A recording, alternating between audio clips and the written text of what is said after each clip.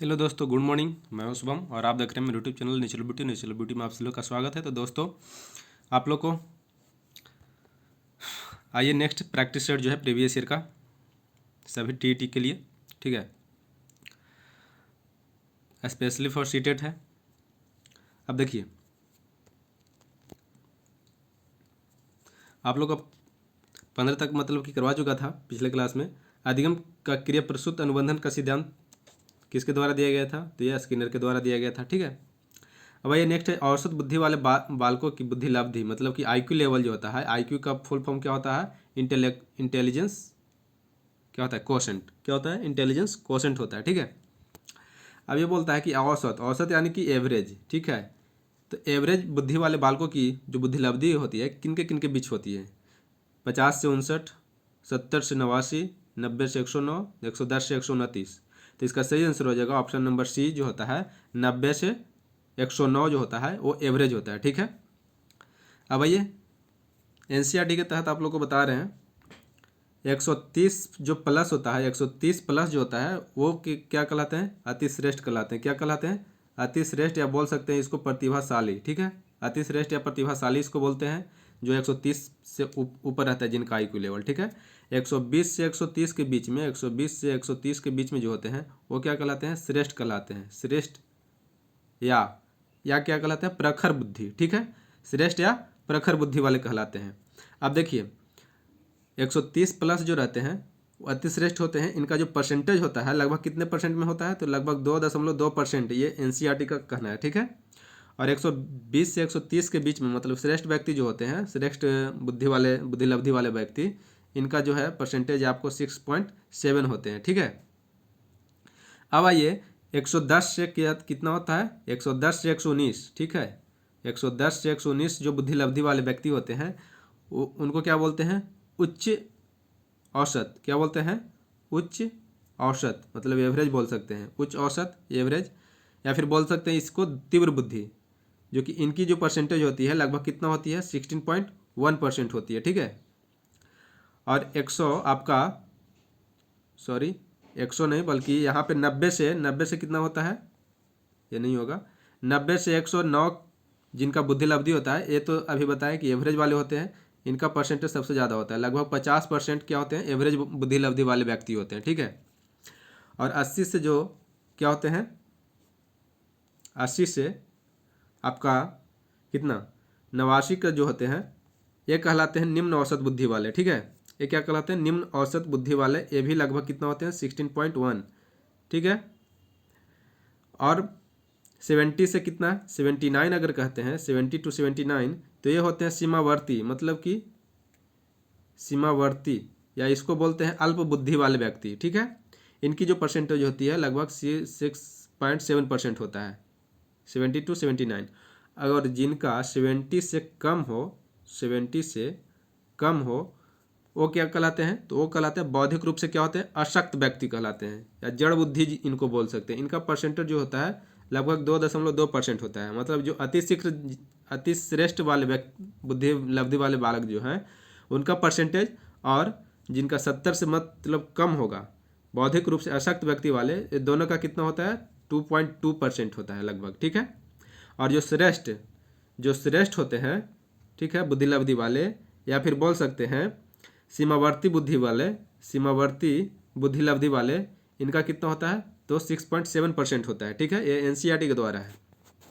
और जो उच्च औसत बुद्धि वाले होते हैं, उच्च औसत, और एक होता है निम्न औसत, ये दोनों का जो परसेंटेज होता है, ये दोनों का परसेंटेज 16.1 होता है, ठीक है। और एवरेज तो आप लोग जान ही रहे हैं कितना, लगभग 50% होता है। तो ध्यान में रखिएगा कि एवरेज कितना से कितना होता है। ऐसे ज़्यादातर पूछे जाते हैं आप लोग का अति श्रेष्ठ, जिसको प्रतिभाशाली बोल सकते हैं, तो 130 प्लस रहेगा, ठीक है। और एक एवरेज पूछा जाता है जो कि 90 से 109 के बीच में रहता है, ठीक है, आईक्यू लेवल। अब आइए, एक होता है, देखिए, एक होता है बौद्धिक रूप से अशक्त व्यक्ति, मतलब कि बौद्धिक रूप से अशक्त अगर रहा तो उसको क्या बोलते हैं? इंग्लिश में हम लोग बोलते हैं इंटेलेक्चुअल डिजेबल्ड। क्या बोलते हैं? इंटेलेक्चुअल डिजेबल्ड, मतलब कि बोलते हैं, ठीक है, इंटेलेक्चुअल डिजेबल, ठीक है। और जो बौद्धिक रूप से क्या होता है? प्रतिभाशाली होते हैं। बौद्धिक रूप से जो प्रतिभाशाली होते हैं, ठीक है, प्रतिभाशाली होते हैं, वो क्या कहलाते हैं? वो कहलाते हैं इंटेलेक्चुअली गिफ्टेड। कहते हैं ना कि ये गिफ्टेड बच्चा है, मतलब कि आईक्यू लेवल जो होगा इनका लगभग 130 प्लस होगा, ठीक है, 130 से ज़्यादा होगा, तो ये कहलाते हैं प्रतिभाशाली बच्चे, गिफ्टेड। ठीक है, अब आइए नेक्स्ट। बंडूरा का कथन है कि बच्चे प्रतिक्रियाएं प्रतिमानीकरण द्वारा सीखते हैं, जिसको क्या कहा जाता है? बंडूरा का कथन। तो इनका जो कथन है कि बच्चे प्रतिक्रियाएं प्रतिमानीकरण द्वारा सीखते हैं, जिसको कहा जाता है निरीक्षणात्मक अधिगम। क्या कहा जाता है? निरीक्षणात्मक अधिगम कहा जाता है। अभ्यास और त्रुटि के सिद्धांत के द्वारा क्या मतलब कि कौन करवाए थे? तो यह करवाए थे थॉर्नडाइक के मतलब कि नियम के द्वारा था, ठीक है, थॉर्नडाइक, ठीक है। और अंतर्दृष्टि मतलब कि सूझ के सिद्धांत, मतलब कि एक अचानक सा ज्ञान आ जाता है, तो अंतर्दृष्टि द्वारा जो सिखाने का काम किया था वो किसने किया था? तो गेस्टाल्टवादियों के द्वारा किया गया था, मेनली रूप से कोहलर के द्वारा, मतलब कि कर सकते हैं कि अंतर्दृष्टि के सूझ के सिद्धांत किसने दिया था? तो कोहलर, मतलब आ जाते हैं इसमें गेस्टाल्टवादियाँ आ जाते हैं, ठीक है। गेस्टाल्टवादी में 4 मनोवैज्ञानिक थे, कोफका थे, लेविन थे, कर्ट लेविन थे, कोहलर थे और एक बर्दाइमर महोदय थे, ठीक है। नेक्स्ट आइए, नेक्स्ट है पियाजे के, क्या है? पियाजे के संज्ञानात्मक विकास का संबंध, पियाजे के संज्ञानात्मक विकास के सिद्धांत में अमूर्त तर्क एवं परिपक्व नैतिक चिंतन की अवस्था की विशेषताएं हैं। अब देखिए यहाँ पे अमूर्त, अमूर्त बोल दिया, यानी कि क्या हो जाएगा? यहाँ पे लॉजिकल थिंकिंग आ जा रहा है, ठीक है। तो यहाँ पे देखिए पियाजे के कितने अवस्थाएं थे? 4 अवस्था थे। पहला था संवेदी पेशीय अवस्था, पूर्व संक्रियात्मक अवस्था, औपचारिक और मूर्त संक्रियात्मक अवस्था था, ठीक है। तो यहाँ पे बोल दिया है कि किस मतलब किस सिद्धांत में अमूर्त तर्क एवं नैतिक परिपक्व एवं नैतिक चिंतन की अवस्था, मतलब उनमें व्यक्तियों में बालकों में आ जाते हैं। तो ये ऑप्शन हो जाएगा आप लोग का औपचारिक संक्रियात्मक अवस्था, या फिर इसी को बोलते हैं हम लोग क्या? अमूर्त संक्रियात्मक अवस्था, ठीक है, अमूर्त संक्रियात्मक अवस्था बोलते हैं, ठीक है। अब नेक्स्ट आइए, डैश जन्मजात व्यक्तिक गुणों का क्या है? योगफल है। डैश जन्मजात व्यक्तिक गुणों का योगफल है। तो इसका सही आंसर हो जाएगा वंशानुक्रम। यहाँ पे तो वातावरण एवं वंशानुक्रम होना चाहिए, लेकिन सिर्फ अगर वंशानुक्रम दिया हुआ है तो सिर्फ वंशानुक्रम होगा, लेकिन कहीं पे ऑप्शन अगर दे दिया जाए वातावरण एवं वंशानुक्रम दे दिया जाए तो वो आपका आंसर सही हो जाएगा, ठीक है। अब देखिए, एक होता है युयुत्सा, ठीक है। युयुत्सा किसको बोलते हैं? ठीक है, आप लोग को समझ में नहीं आ रहा हो कि युयुत्सा किसको बोलते हैं। तो युयुत्सा का मतलब होता है युद्ध करने की इच्छा, युद्ध करने की इच्छा, ठीक है। युद्ध करने की जो इच्छा आती है इंसान में, मतलब कि बालकों में, उसी को बोलते हैं हम लोग युयुत्सा बोलते हैं, ठीक है। और ये कब आती है? तो जैसे मान के चलिए कोई बालक क्रोध में हो, तो क्रोध के कारण जो भी इच्छाएं प्रकट होती है युद्ध करने की, उसी को क्या बोलते हैं हम लोग? युयुत्सा बोलते हैं, ठीक है। बाकी निरंतरता समानता आप लोग जान रहे हैं, ठीक है। नेक्स्ट आइए, मनोवैज्ञानिकों के अनुसार निम्नलिखित में से किस विधि द्वारा मूल प्रवृत्तियों में परिवर्तन लाया जा सकता है? तो किस विधि द्वारा लाया जा सकता है? तो ये मार्गांतरित करते, मतलब कि मार्ग को क्या करते हैं? स्थानांतरित कर सकते हैं उसको पे, ठीक है। तो उसके द्वारा क्या करते हैं हम लोग? मूल प्रवृत्तियों के क्या किया जाता है?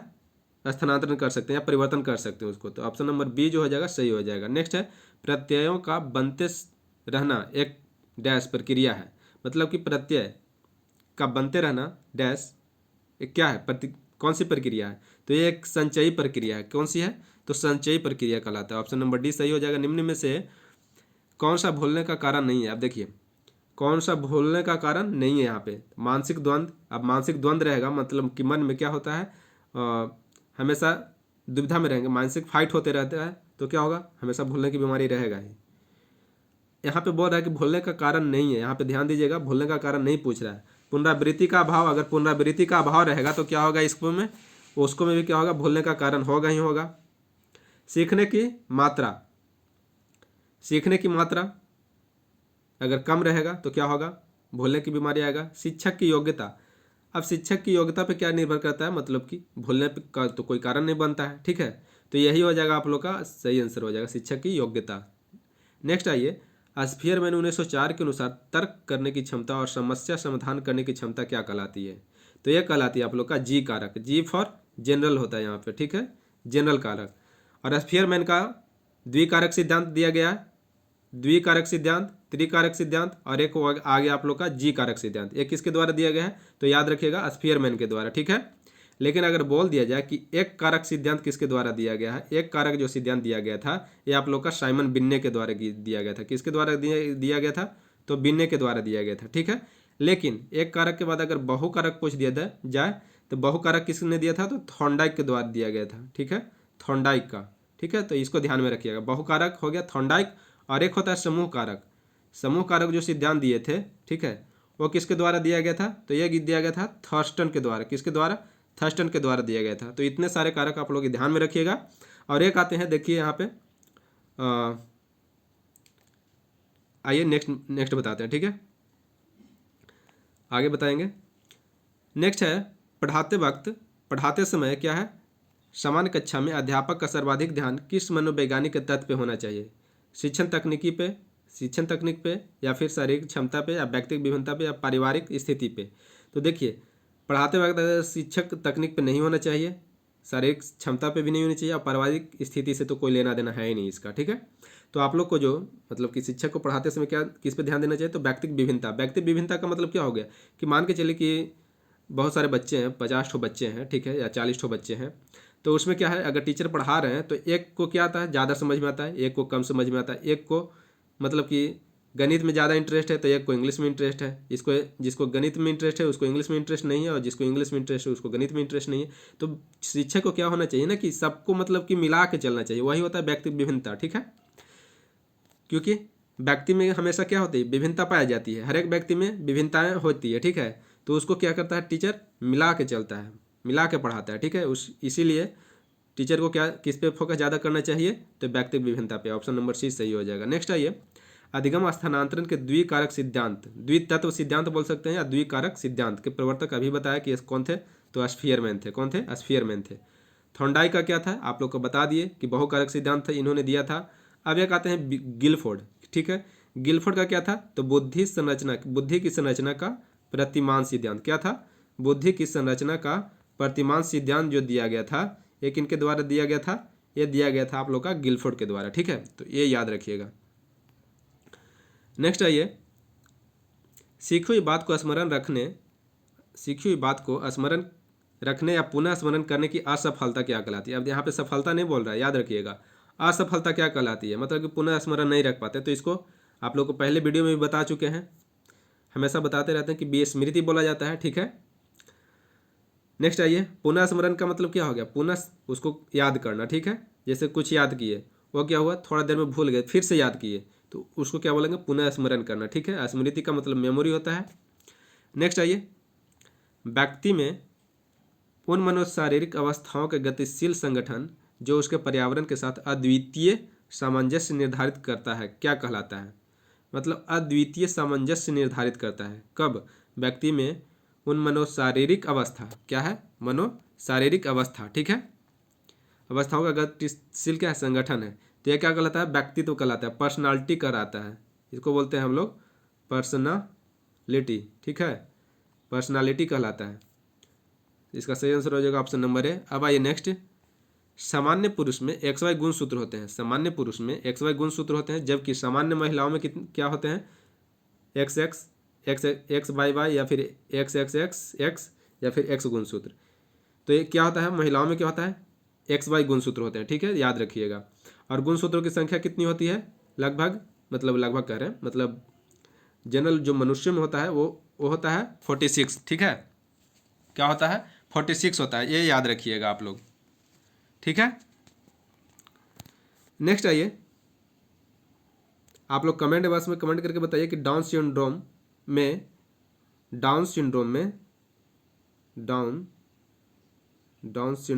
क्या होता है जो गुणसूत्रों की संख्या होती है वो बढ़ जाती है या घट जाती है। ये आप लोग कमेंट बॉक्स में कमेंट करके बताइए, क्योंकि ये पिछले वीडियो में आप लोग को बताया जा चुका है, ठीक है।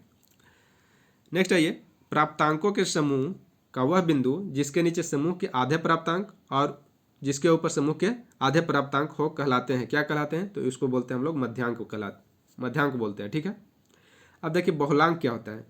तो बहुलांक जो ऐसे होता है कि दिए हुए प्राप्तांकों के समूह में जो प्राप्तांक बहुधा सबसे अधिक बार आता है उसी को क्या बोलते हैं हम लोग बहुलांक बोलते हैं। जैसे मान के चलिए कि 1 है, 2 है, 2 है, 3 है, 4 है और ये 5 है।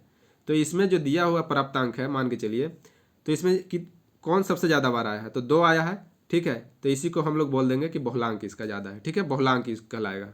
क्या कहलाएगा? अगर इसका बहुलक पूछ दिया जाएगा, मोड पूछ दिया जाएगा, तो क्या हो जाएगा आपका? 2 आंसर हो जाएगा, ठीक है। नेक्स्ट आइए, आवृत्ति वितरण को रेखाचित्र द्वारा प्रदर्शित करने की विधियों में से डैश एक विधि है। कौन सी विधि है? तो ये आप लोग का स्तंभाकृति विधि है, ठीक है। तो ये थी आप लोग की आज की। अब आइए नेक्स्ट वीडियो में मिलते हैं आप लोग को, ठीक है। अगर वीडियो अच्छा लगा हो तो लाइक कीजिए, सब्सक्राइब कीजिए और अपने दोस्तों में शेयर करते रहिए। अगर हाँ कोई थ्योरी अगर देखना हो तो प्लेलिस्ट में जाकर आप लोग थ्योरी, इंपॉर्टेंट थ्योरी वाला में जाकर देख सकते हैं, ठीक है। मिलते हैं फिर नेक्स्ट वीडियो में, तब तक के लिए धन्यवाद।